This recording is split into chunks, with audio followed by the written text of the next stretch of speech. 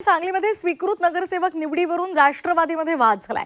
पक्षातील 35 पदाधिकाऱ्यांनी राजीनामे दिलेत। पक्षाशी संबंधित नसलेल्या व्यक्तीची स्वीकृत नगरसेवक पदी निवड केल्याचा आरोप केला जातोय। गटनेते मैनुद्दीन बागवान यांच्या विरोधात ही नाराजी व्यक्त केली जाते। स्वीकृत नगरसेवक निवडीवरून पक्षातील अंतर्गत संघर्ष चव्हाट्यावर आलाय।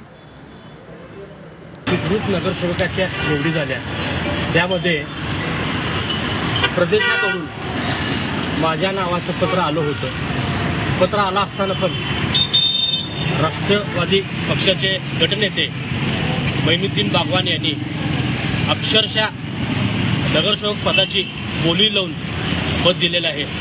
महापालिकेच्या आवारात चर्चा होती की मोठ्या आर्थिक उलाढालीनं माझं नाव छाटलं गेलं आणि त्या ठिकाणी अशोक मासाळे यांचं नाव केलेलं आहे। नुकतंच अजितदादा जाऊन आता कुठं 2.5 महिने झालेले आहेत। एवढ्या कालावधीमध्ये आता आपल्याला धाकच कोणाचं राहिलेलं नाही, आपल्याला मालकच कोण राहिलेलं नाही, अशा आविर्भावामध्ये काही लोक वागायला लागलेले आहेत। आणि त्यातून आज जर अजितदादा असते तर हे धाडस झालं नसतं। पण अजितदादांच्या मृत्यूची सुद्धा तुम्ही संधी म्हणून आज तिथं तुम्ही घेतलेली आहे आणि इतकी दुर्दैवाची बाब आहे।